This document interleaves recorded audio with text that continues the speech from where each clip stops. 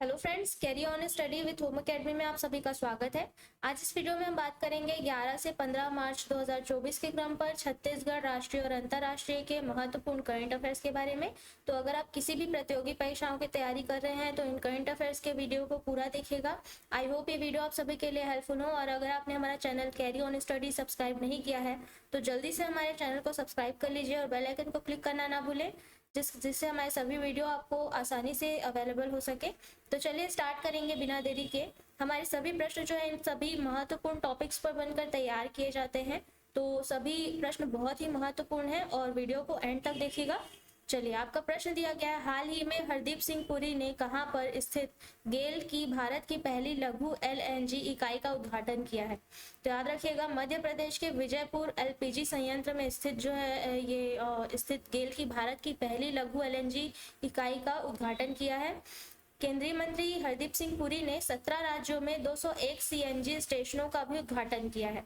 याद रखिएगा, गेल के 201 सीएनजी स्टेशन 52 भौगोलिक क्षेत्रों में फैले हुए हैं और सरकार का लक्ष्य है कि 2030 तक प्राथमिक ऊर्जा बास्केट में प्राकृतिक गैस की हिस्सेदारी को जो है 15% तक बढ़ाया जाएगा। ठीक है, ये लक्ष्य 2030 तक पूरा करने का है। चलिए, तो इतना फैक्ट आप इस प्रश्न से याद रख लीजिएगा। आगे बढ़ेंगे। आपका प्रश्न दिया गया है, छत्तीसगढ़ प्रदेश के किस जिले की रमिता और नेहा को मुख्यमंत्री अलंकरण सम्मान मिला है। तो याद रखिएगा, ये दोनों जो है कोंडागांव की हैं। ठीक है, इन्हें मुख्यमंत्री अलंकरण सम्मान से सम्मानित किया गया है। विस्तार पर बात करेंगे। राज्य के खेल अलंकरण समारोह 2024 रायपुर में आयोजित किया गया, जिसमें कोंडागांव की नेहा मरकाम और रमिता सोरी को मुख्यमंत्री ट्रॉफी, मेडल और 3 लाख रुपए की नगद राशि प्रदान की गई है। छत्तीसगढ़ में उत्कृष्ट खिलाड़ी योजना 2007 से प्रारंभ किया गया है। ये याद रख लीजिएगा, आप अलग से एक पॉइंट नोट आउट कर लीजिएगा। ठीक है, अगला प्रश्न देखते हैं। राज्य में 14 मार्च को आयोजित खेल अलंकरण समारोह में किस जिले के सबसे अधिक 38 खिलाड़ियों को सम्मानित किया गया है। तो याद रख लीजिए, दुर्ग जिले के सबसे अधिक 38 खिलाड़ियों को जो है सम्मानित किया गया है। ठीक है, विस्तार पर बात करेंगे इसके बारे में। 2019-20 और 2020-21 में आयोजित खेल स्पर्धाओं के आधार पर प्रदेश में सर्वाधिक दुर्ग जिले के 38 खिलाड़ियों को खेल अलंकरण और 117 खिलाड़ियों को नगद इनाम दिया जाएगा। ठीक है, इस कार्यक्रम में कुल 129 खिलाड़ियों को खेल अलंकरण दिया जाएगा। इसमें शहीद राजीव पांडे सम्मान, शहीद कौशल यादव सम्मान, वीर हनुमान सिंह सम्मान, शहीद पंकज विक्रम सम्मान, शहीद विनोद चौबे सम्मान सहित अन्य पुरस्कार इसमें शामिल।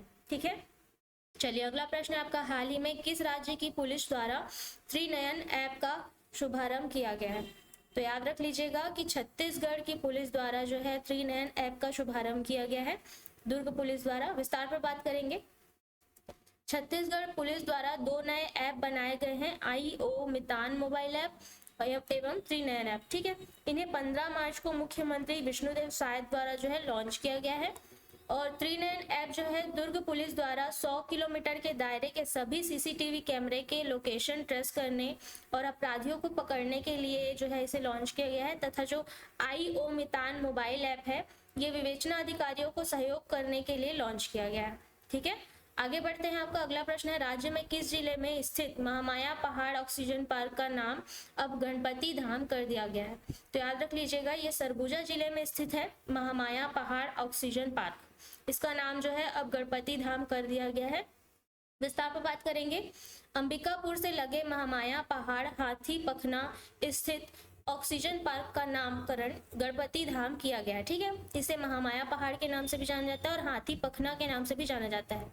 ठीक है, कांग्रेस सरकार में इस पार्क को वृक्ष मित्र OP अग्रवाल ने ऑक्सीजन पार्क का नाम दिया था। याद रख लीजिएगा, पिछली सरकार में यहाँ 100 फीट ऊंचा तिरंगा झंडा लगाया गया था और हाल ही में यहाँ पे गणपति धाम की स्थापना की गई है, इसलिए इसका नाम जो है गणपति धाम ऑक्सीजन पार्क किया गया है। ठीक है, चलिए अगला प्रश्न आपका, हाल ही में राज्य के कितने जिलों में बस सेवा योजना के तहत इलेक्ट्रिक बसों के संचालन को मंजूरी मिली है।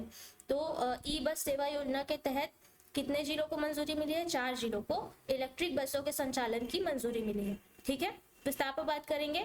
प्रधानमंत्री ई बस योजना के तहत छत्तीसगढ़ के 4 शहर हैं, रायपुर, दुर्ग, बिलासपुर और कोरबा। इन चारों जिलों को इलेक्ट्रिक बसों के संचालन की मंजूरी मिल चुकी है। योजना के तहत इन शहरों को 240 सिटी बसों की स्वीकृति मिली है। यह शहरी परिवहन में क्रांति लाने और पर्यावरणीय संरक्षण के साथ साथ नागरिकों को बेहतर परिवहन सुविधाएं प्रदान करने की एक पहल है। ठीक है, अगला प्रश्न आपका, हाल ही में भारत इटली सैन्य सहयोग समूह की बैठक का 12वां संस्करण कहाँ आयोजित किया गया है? तो याद रख लीजिएगा, नई दिल्ली में जो है आयोजित किया गया है इसका 12वां संस्करण। विस्तार पर बात करेंगे। दोनों पक्षों ने आपस में रक्षा सहयोग और सैन्य स्तर के आदान प्रदान को बढ़ाने के लिए नई पहल पर चर्चा की है। दोनों पक्षों यानी कि भारत और इटली ने। ठीक है, हाल ही में दोनों देशों ने अपने द्विपक्षीय संबंधों को रणनीतिक साझेदारी के स्तर तक बढ़ाया है। दोनों देशों ने रक्षा सहयोग पर समझौता ज्ञापन का भी नवीनीकरण किया है। ठीक है, अगला प्रश्न आपका, हाल ही में फिल्म ओपनहाइमर को ऑस्कर में कितने पुरस्कार मिले हैं? तो 6 पुरस्कार मिले कुल इस फिल्म को। ठीक है, विस्तार पर बात करेंगे। फिल्म ओपनहाइमर को 13 श्रेणियों में नामांकित किया गया था। इस फिल्म के लिए रॉबर्ट डाउनी जूनियर को बेस्ट सपोर्टिंग एक्टर का अवार्ड मिला है। सर्वश्रेष्ठ अभिनेता के लिए सिलियन मर्फी और सर्वश्रेष्ठ निर्देशक के लिए क्रिस्टोफर नॉलन शामिल हैं। इसके साथ ही इस फिल्म को बेस्ट फिल्म एडिटिंग, सिनेमेटोग्राफी और ओरिजिनल स्कोर का भी अवार्ड मिल चुका है। ठीक है, एमा स्टोन को 96वें ऑस्कर के लिए लॉस एंजल्स कैलिफोर्निया के डॉल्बी थिएटर में फिल्म पुअर थिंग्स में बेला बैक्स्टर की भूमिका के लिए सर्वश्रेष्ठ अभिनेत्री के अकादमी पुरस्कार से सम्मानित किया गया। ठीक है, चलिए इतना फैक्ट आप याद रख लीजिएगा। आगे बढ़ते हैं। हाल ही में भारतीय जोड़ी सात्विक साईराज रंकीरेड्डी और चिराग शेट्टी ने अपना दूसरा कौन सा खिताब जीता है? तो याद रख लीजिएगा, फ्रेंच ओपन पुरुष युगल बैडमिंटन खिताब जीता है। ये दूसरे क्रम का है इनका। ठीक है, विस्तार पर बात करेंगे। सात्विक साईराज रंकीरेड्डी और चिराग शेट्टी ने पुरुष युगल फाइनल में ली जे हुई और यांग पो हसवान को 21-11 और 21-17 से हराकर खिताब जीता है। सात्विक और चिराग ने इससे पहले 2022 में अपना पहला खिताब जीता था। ठीक है, भारतीय जोड़ी 2022 में जो है, यह भारतीय जोड़ी जो है 2022 में खिताब जीतने से पहले 2019 में फ्रेंच ओपन में उप विजेता रही थी। ये जोड़ी जो है मलेशिया सुपर 1000 और इंडिया सुपर 750 में दूसरे स्थान पर रही है। ठीक है, इतना फैक्ट आप याद रख लीजिएगा। अगला प्रश्न देखते हैं। हाल ही में महिला दिवस पर राष्ट्रपति द्रौपदी मुर्मू ने किन्हें राज्यसभा के लिए मनोनीत किया है?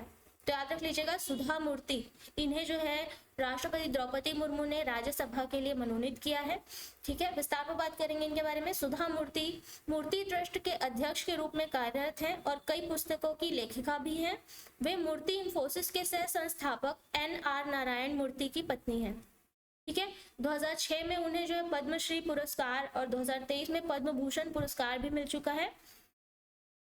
याद रखिएगा कि सुधा मूर्ति जी ने अपना करियर एक कंप्यूटर वैज्ञानिक और इंजीनियर के रूप में शुरू किया था और Tata engineering and locomotive company यानी कि टेल्को में नियुक्त होने वाली पहली महिला इंजीनियर बनी थी।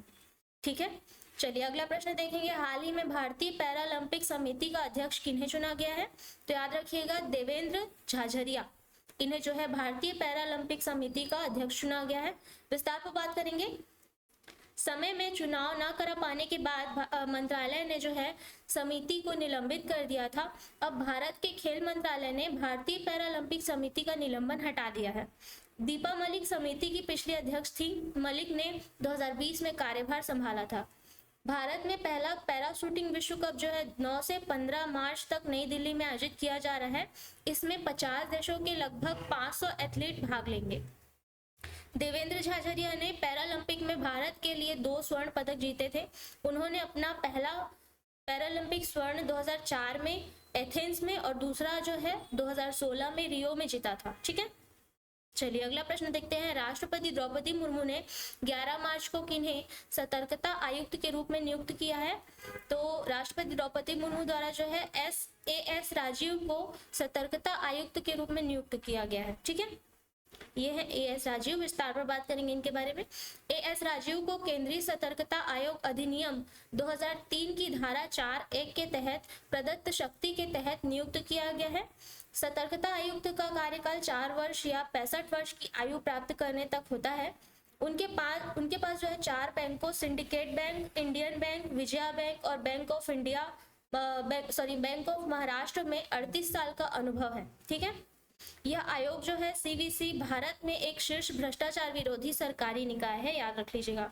अगला प्रश्न देखेंगे, हाल ही में केंद्रीय मंत्री गजेंद्र सिंह शेखावत द्वारा जल शक्ति अभियान कैच द रेन 2024 का कौन सा संस्करण शुरू किया गया है? तो अभी कैच द रेन 2024 का 5वां संस्करण शुरू किया गया है। ठीक है, विस्तार पर बात करेंगे। यह अभियान 30 नवंबर 2024 तक चलाया जाएगा तथा यह जो अभियान है नारी शक्ति से जल शक्ति थीम के तहत शुरू किया गया है। ठीक है, इस अभियान का मुख्य उद्देश्य है नारी शक्ति और जल संसाधनों के सतत प्रबंधन के बीच एक शक्तिशाली संबंध स्थापित करना और इससे जल प्रबंधन, संरक्षण और स्थिरता में महिलाओं की भूमिका को पहचानने और सराहने के लिए लॉन्च किया गया है। ठीक है, साथ ही उन्होंने, याद रखिएगा, जल शक्ति अभियान 2019 से 2023 और जल जीवन मिशन के 101 जल चैंपियंस नामक 2 पुस्तकें भी लॉन्च की हैं। ठीक है, चलिए आगे बढ़ते हैं। अगला प्रश्न है आपका, हाल ही में विश्व किडनी दिवस कब मनाया गया है? तो अंतरराष्ट्रीय स्तर पर आपका ये प्रश्न है, याद रखिएगा। हर साल जो है विश्व किडनी दिवस 14 मार्च 2024 को मनाया जाता है। ठीक है, वर्ल्ड किडनी डे। विस्तार पर बात करेंगे, यह दिवस जो है हर साल मार्च के दूसरे गुरुवार को मनाया जाता है। ठीक है, विश्व किडनी दिवस मार्च के दूसरे गुरुवार को मनाया जाता है। इसका लक्ष्य किडनी स्वास्थ्य देखभाल तक निष्पक्ष पहुंच का समर्थन करना है।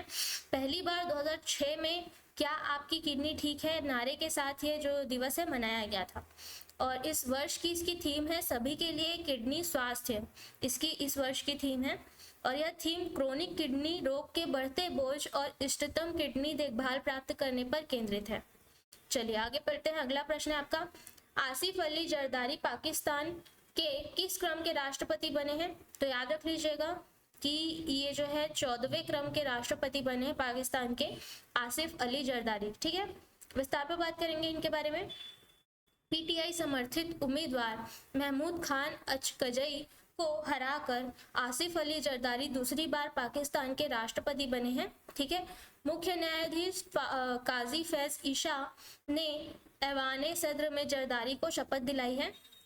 ठीक है, वह डॉक्टर आरिफ अलवी का स्थान लेंगे जो सितंबर 2023 में अपना 5 साल का कार्यकाल पूरा करने के बाद 5 महीने और रहे हैं। ठीक है, जरदारी ने 2008 से 2013 तक पाकिस्तान के 11वें राष्ट्रपति के रूप में कार्य किया था और अब वो जो है अगस्त 2018 से पाकिस्तान की नेशनल असेंबली के सदस्य हैं। ठीक है, तो याद रख लीजिएगा। अगला प्रश्न है आपका, हाल ही में किसे मुंबई में मिस वर्ल्ड 2023 का ताज पहनाया गया है? तो याद रखिएगा, क्रिस्टीना पिज़्ज़कोवा, इन्हें जो है मुंबई में मिस वर्ल्ड 2023 का ताज पहनाया गया है। ठीक है, विस्तार पर बात करेंगे। क्रिस्टीना पिज़्ज़कोवा चेक गणराज्य से है। क्रिस्टीना पिज़्ज़कोवा को मुंबई में 71वीं 71th मिस वर्ल्ड का ताज पहनाया गया है।